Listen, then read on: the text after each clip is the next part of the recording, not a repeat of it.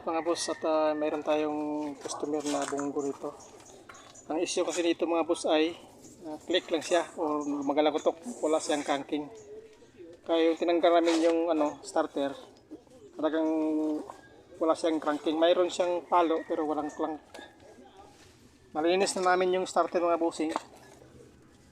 Ngayon kakabit na lang namin dito sa ilalim sa ano niya, sa chassis.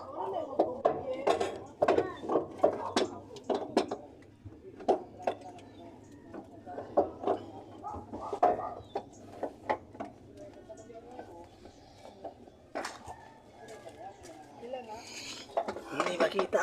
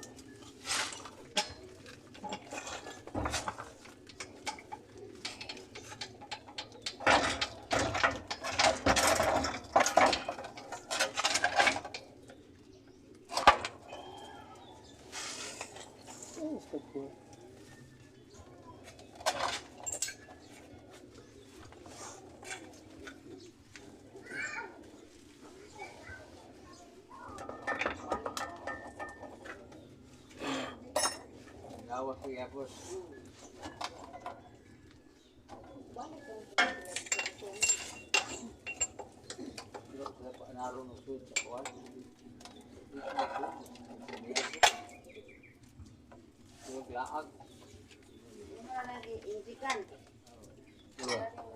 Ayaw pa yung balik din ko balik ito.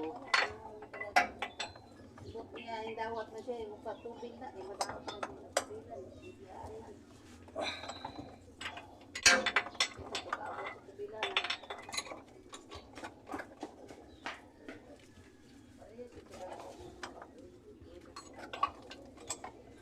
Ang gagmay mo na nga kuha na isa.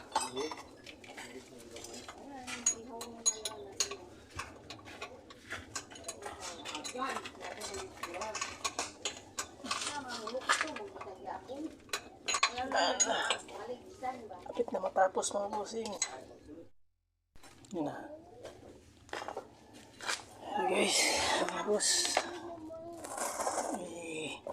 May problema tong starter relay niya. Ito. Starter relay yan. Hindi siya makapag-bato ng kuryente puntang starter. Kaya ang ginawa ko dito mga boss, sa solenoid mismo. Sa solenoid mismo yung wire na maliit. Nilagyan ko ng wire na mahaba. Tapos i-direct ko na lang muna para masubukan natin i-start mga boss. Yan. Itong wire na to. Yan. Galing to sa solenoid. Kaya kasi natakot ako po kasi naka-jack siya. Walang gulong, baka mamaya nandito ako sa ilalim may biglang yung jack maipit tayo. Mahirap na mga bossing. Kaya naglagay ako ng wire ng mahaba. Sa labas ko lang to papa-start, lagyan ko ng kuryente itong galing sa solenoid na wire. Simulan natin mga boss. Pa-on ko lang dun sa kasama ko. On mo lang yung susi. Walang heater wala? Wala. Ito yung heater siguro. Heater. Tapos start natin mga bossing.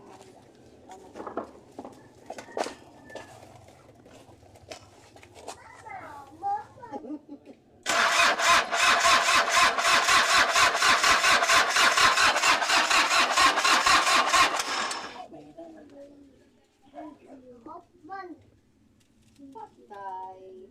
Ano masuk?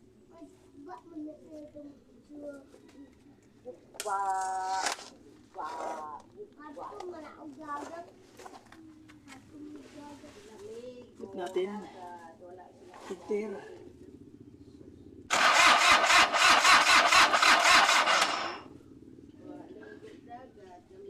Ayan, mag-start.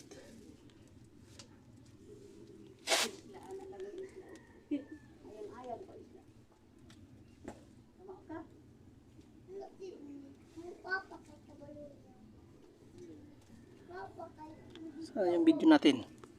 Pang wala na. Maya mga boss, so, ulitin mo natin yung ano, ground. Medyo may na yung ground. Ito mga boss, mainit to. Yan. Tanggalin muna namin to tapos linisin itong ground. Maya mga boss. Ito mga boss, at nalinis ko na yung ano, yung battery terminal. Ito, at try natin ulit mga boss kung aandar ba siya. Ganun pa rin yung proseso mga bossing. Kasi wala siyang gulong. Naglagay ako ng wire dito sa papuntang solenoid mismo. Kaya bago natin i-start mga boss, i-on muna natin yung susi doon. I-on ng susi. Yan. Ikaw na yan. Tapos i-start natin mga boss. I-start na siya.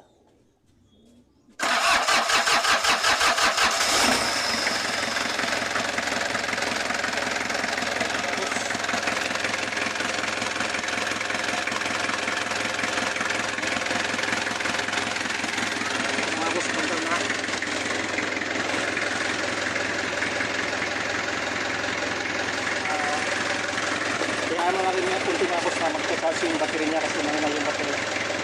Kaya maya kapatay nga rin nga boss at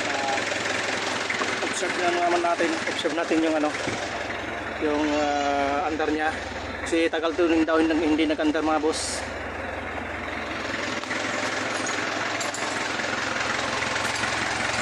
Yung andar niya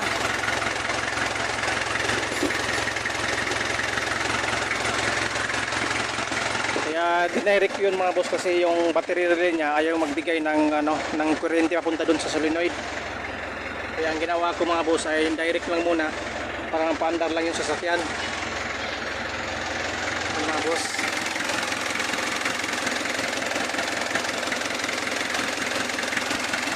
Kasi sa mga boss wala naman naging problema sa pag-andar.